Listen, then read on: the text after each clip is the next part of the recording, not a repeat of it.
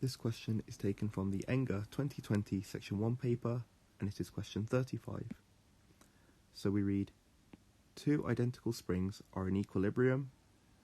They support loads of mass 0.2 kilograms and 1 kilogram as shown.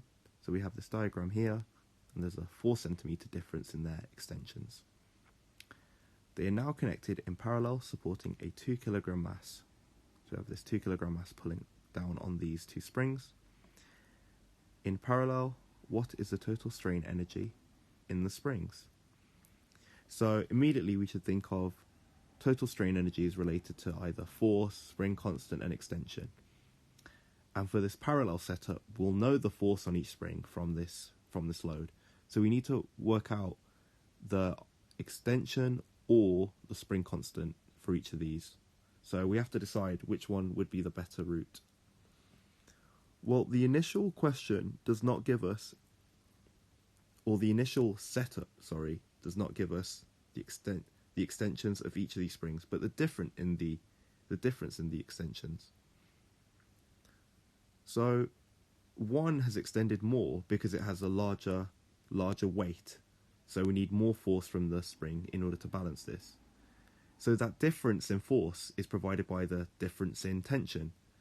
So K times this difference in extension is equal to 0.8, the extra mass of that 1 kilogram, times 10 because of G. So we can get K equals 200 newtons per meter. So these two springs are identical, so they should have 200 newtons per meter of a spring constant. So how can we use this information in order to calculate the strain energy in here? So we'll know we'll need to use a force, and we also have the spring constant that we just derived.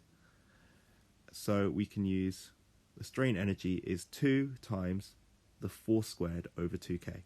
So I've opted not to use half kx squared or half f times the extension because we know the force and the spring constant. So this is another formula, another expression you should remember for these questions.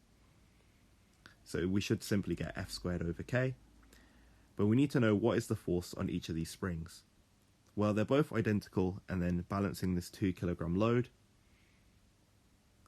So the force on each will be equal, and so each one will just support half of the weight. So half times 2 times 10, which is 10 newtons. If we put this in simply into our f squared over k, which is our result, so we'll then have 100 divided by the 200 for the k. So we have 0.5 joules of strain energy stored. This is a total strain energy in the springs. So the main takeaway from this is to use f squared over k where possible, instead of just knowing half kx squared and half f times the extension. And then we had to deduce the spring constant here because we didn't know the actual extensions of these, so it's easier to go through the spring constant method, deducing that the extra weight provided this extra extension of 4 centimeters.